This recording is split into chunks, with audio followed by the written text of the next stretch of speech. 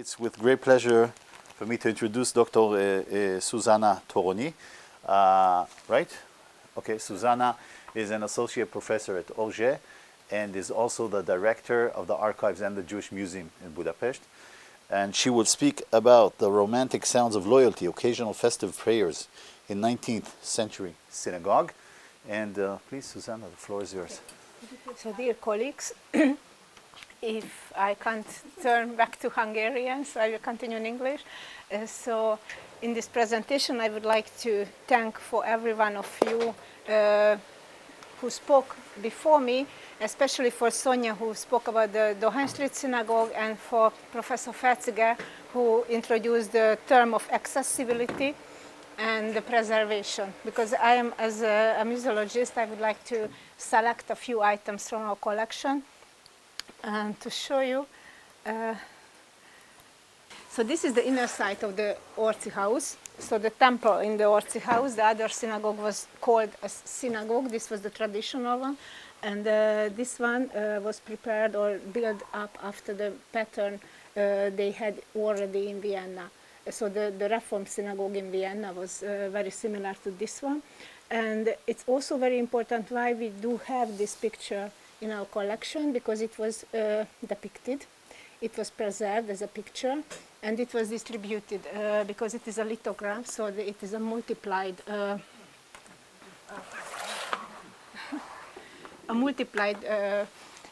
picture, a colored one, so it's a beautiful one, and it is very authentic according to the original pattern, so you can compare it with the inner side of the Seitensteppengasse synagogue in Vienna. They were very proud of this synagogue because it was the place where they introduced the liturgical reform in Pest. So this is why it was so important for the neolog historical consciousness, because this was the first house of prayer in Pest who organized after this liturgical reform. But why is it called temple? Because usually... because it's closer to the other one was the synagogue, and this was the temple. It was called temple. Later on, they called the Dohány Street as temple in the documentation of the community, and the Rumbach, which was built up according to the original, setting of the synagogue, was called synagogue. So it was always this duality in the community. So they always had the synagogue and the temple, reflecting the reform and the traditional. And on this picture, you can see Eduard Denhoff, who was the first Hazan of this liturgical reform in the city.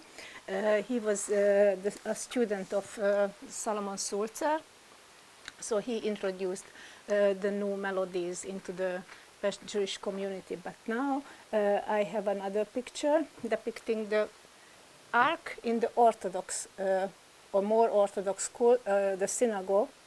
This is a different ark, and it is a very interesting decoration for the funeral, for the memorial service of the king, King Francis I, who passed away in the first half of the 19th century. And it is it is not a lithograph, so it wasn't distributed. It is only a copy of a watercolor painting, and you can see all kind of royal insignia. But it was only a visual commemoration in the synagogue without any musical or any other sensitive pattern. So it was maybe accompanied with a festive sermon, but we don't have any evidence about this sermon. But later on, the community built up the Dohány Street Synagogue, which was discussed yesterday by Sonia. So you know that it was constructed before 1840, 54 and 55. This was the first manifestation of the Jewish community. They wanted to represent themselves in the middle of the city. So this is a huge building, and it became the symbol of the neolog branch of the country. So this is a very important building, and we also have an inner picture. It's again a lithograph. It means again that it was distributed among the members of the community. It is very important for the self-representation of the community, and it is also depicts the symbolic elements of the of the community. We can maybe imagine that this is only a dream, so it wasn't the reality. It is just a, a wishful picture how the community imagined themselves, but it's not true, because you can check later on, but it is just an enlargement of the members of the festive commemoration. It's not a commemoration, it is a Shavuot festival, and you can see the rabbi and the Hazan, and also the boys who were accompanied with so they were a singer club and choir. Yeah. So they dressed up accordingly. So this is a festive dress, and you can even see the clerks worn this bicorn hat, and also this very festive and very, very contemporary costume of the priest. After that, you can compare again. So this is not an imagination. This is an authentic depiction of the inner side of the synagogue. So this is a very early photograph. It is very early because we know the photographer, so we can date this picture, this photo. So it was taken just after the inauguration of the synagogue, and you can see that both pictures miss the organ, so which was absolutely the symbolic element of the inner of the synagogue, and it was very important for the music, of course. But you can recognize that on the photograph, especially, that there is no organ in the synagogue. And the other early depictions of the synagogue always mimicking the organ, the pipes of the organ, even though it wasn't a real organ. It was only the pipes, just to represent that we have an organ, even they didn't have at the time. You can see that it's not only the building is very authentic on this depiction, but even the chief cantor of the synagogue, who was Moritz Friedman, later became Friedman Mór, in a Hungarian version of his name. And you can compare the lithography and the other lithography, of course, but the lithography is a very realistic one. So it was even this lithography was made by Barabás, who was a very famous lithographer at the period. So he depicted the royal house and the most famous people of the country, including the Hazan, the chief cantor of the Dohány Street Synagogue. So I think it's a very important element again. So something about Moritz Friedman. So he was born in a Czech territory today, but he became, after he studied in Vienna and in the western part of the country, he became the chief rabbi of the Dohány Street Synagogue until his death in 1891. It will be important later on. And he was the first and maybe the most important chief cantor of the Dohány Street Synagogue from the inauguration of the building. And you can see that on this picture he wrote in an autograph writing that I will extol God's name with song, exaltation and praise. So this is a quotation from a psalm. So he was a very important Hazan, not only because he studied by Solomon Sulzer, so he introduced this new liturgical music into the synagogue, but he was also a composer, and he created many very, very interesting music notes and music sheets. I want to show you a little bit about from this selection. And he was very important because he published his works in a small volume, which was very influential for the Neolog Jewish communities all across the country. So his teachers were Goldmark Simher Ruben in Deutschkreis, which was one of the Sheva Kehilot in the western part of the country, and he was also the father of Karl Goldmark, who was a very famous composer, the composer of the Queen of Shaba, and so he was, in the popular music he was very important at that time. And he studied also by Solomon Sulzer in Vienna, who was the Reform cantor in Vienna, and also by Franz Schubert, who was a very important composer at the period in Vienna. And he married with the daughter of his first teachers, Goldmark Simha Ruben. So he became a family relative of Karl Goldmark. So we have to imagine the family discussions about the new music. So I think it's very important and very interesting that he was in very close relationships, not only in the religious but also the secular music. Why I choose this topic today? Because we have a digitization project in the museum. So we selected many neolog music scores from our collection. So we discovered that we have many, and we digitized more than 120. And most of them are liturgical music. It's very interesting in its genre. But now I selected this festive music. And our dream is to not only to digitize and publish them online on a website, but also we hired the musicians of the Academy of Music, and they will perform them because most of the music scores were performed only once for a festive event and never ever more. And we want to hear them, so we want to see how. Yeah, and we will record it and we will not put them online, so everyone will be able to hear the music, the original music of the Jewish Naulok festivals. So a few examples from Friedman's compositions. So the first was, it's very interesting. So you can see this list. So many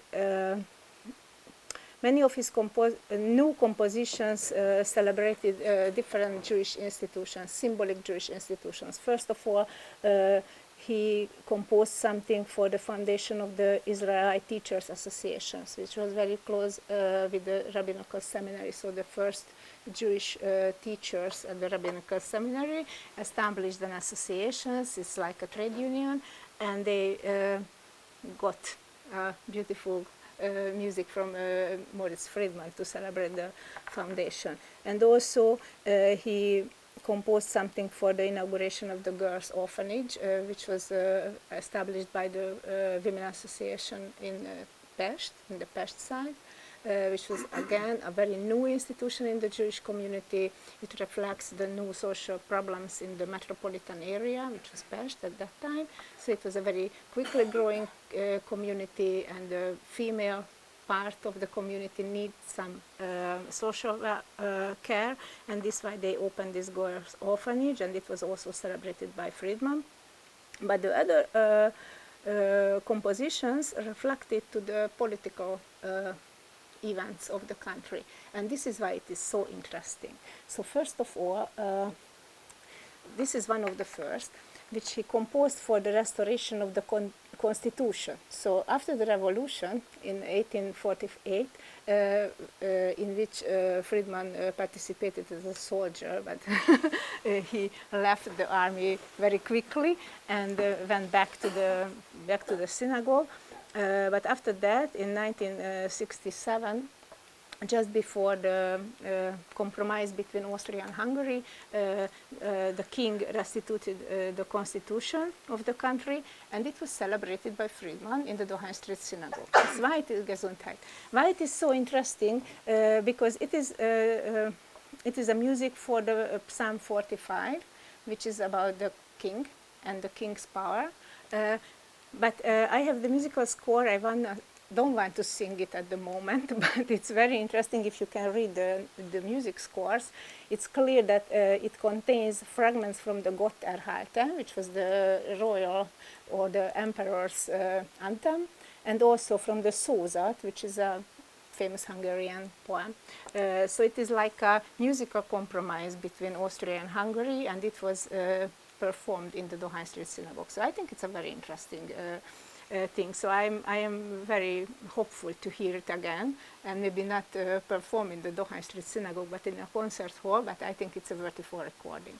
And it was a very, very busy period for Friedman, because he also celebrated the emancipation of the Jews, which happened in the same year, in 1867. And it was also fragments from different psalms, but it's again it's a very simple music, very popular music. So he was a superstar of the era maybe. So among the Jews he was like a rock star today. So he always celebrated every political events with some popular music, and it was also composed of course by Moritz Friedman. And it's also interesting that many of his music notes were published. So it was performed only once in the Toronyi Street Synagogue, but all the music scores were published with different lithographs and very famously and very decorative title pages. And the revenue for the music scores were always donated for some groups. This one for the army veterans of the 1848 battles. The next one, it's like a crazy text. It was a prayer because the Empress Elizabeth gave birth to one of the emperor's child in Buda. And this was the cause why Friedman composed a prayer to protect the queen. And it's also very interesting that he chose the Psalm 20 to pray for the safe delivery, and this psalm was very widely used for the Hutz Lilith tablets, so the child protection amulets. So it is a very close connection. So composing something for the king, for the queen, using a very old Jewish tradition, but in a very 19th century way. So the melody is very simple. It is just something. So I can't imagine that it was ever celebrated in the Toronyi Street Synagogue, a protective prayer for the queen. So I can't imagine. But publishing this music sheet was again a statement for expressing the loyalty of the Jewish community. And he also composed something for the funeral of the Minister of Education and Culture and Religious Affairs, who was Báró Ötvös, who was also who convened the Jewish Congress in 1868. And when he passed away a few years later, he got a beautiful psalm with the music note of Moritz Friedman. Again, the revenue were again donated for the army veterans. So I think it's again a very patriotic. It's only just a short note that all of the revenue of the income from this music score goes to the army veterans. So it's again it's a continuous statement and balancing between the revolutionary ideas before the compromise and the loyalty to the current government. And we turn to the to the Psalm 45. In some years he composed 3 or 4 different melodies for this psalm, because it was the most appropriate for celebrating the king and the queen and the royal house. And it was, for example, to celebrate the wedding of the Crown Prince Rudolf with Stephanie, the Belgian daughter of the Belgian king, and they married and they got the Psalm 45 from Moritz Friedman, celebrated their wedding in the Toronyi Street Synagogue. Why Psalm 45? So I don't want to read the text of the psalm, but I think that all of you are familiar with the text. But if you go through the main chapters of this psalm, so this praise the royal dignity, and it invokes the blessing of God for the king and for the house of the king. And it's very good because there is no designated Jewish king mentioned in this text, so this is appropriate for everyone. So this is the most used psalm for celebrating any kind of king. So it was even used before the emancipation period. So it was in the medieval period. It was also used for asking the God's help for the good government. And shortly the king is blessed, justice is demanded, and God remains supreme above all. And if you can see some other pictures depicting the Jewish cantors of the period, so I choose Solomon Sulzer, who was the teacher of Maurice Friedman and Maurice Friedman himself. So you can see a very dignified cantors dressed up like a Protestant priest, so with all kind of head covering and this very festive atarot, and always with pictures in their hands. And if you can recognize, not in the hand of Sulzer, but Friedman's book opens in a Christian way, so from this way. So this is not a Jewish book, not a Jewish prayer book in his hands, but it opens from the direction of the Latin text reading. So I think it's very interesting, and it was also, again, it exists in many copies even in our collection, because it was distributed among the members of the community. So it was fashionable to put it on the wall, for example, or just to use it as a decoration, just to depict the Naulog idea and just to use it for the household. So I think it's very interesting. So and again, I don't want to open this the floor and the discussion to the imagination of the Jewish cantors, but the dress, how they dressed up and how they used these very Protestant elements. But if you see other pictures of them, so you can see that in the civil life, they look like the musicians, so without any head covering. So even though their profession was Jewish, they didn't cover their heads. And you can see that Friedman was also decorated with some cross from the king. So he became an important person in the Austro-Hungarian monarchy. Friedman himself tried to organize the Naulog cantors and tried to avoid and tried to keep out from this circle the Orthodox Hazans. And he wrote that in addition, these foreigners make it difficult to preserve the national culture. The Hungarian language would have long been established in the synagogue if there were not so many uneducated Russians among us who, as leaders of divine worship, play such an important role. So the Naulog Hazans, even the many compositions of Friedman himself were sung in Hungarian, so it was a different culture. In 1886. And he also established an association for Jewish professionals, and the members of this association dedicated a photo album for Friedman, and you can see just different faces from this album. So this is absolutely not like the Jews in the eastern part of the country, so they are very proud civilians, I guess. So you can see this fashionable neckties and without head covering, many of them.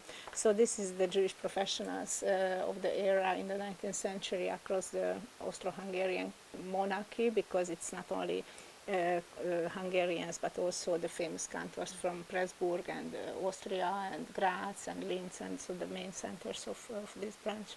So I think it's very interesting. So I wanted to distribute these pictures because it's a new tool, the new group of resources to research, because you can research them for musical viewpoint, because the melodies reflect sometimes for the popular music of the era, or you can research the visual imagination of the community and many other parts.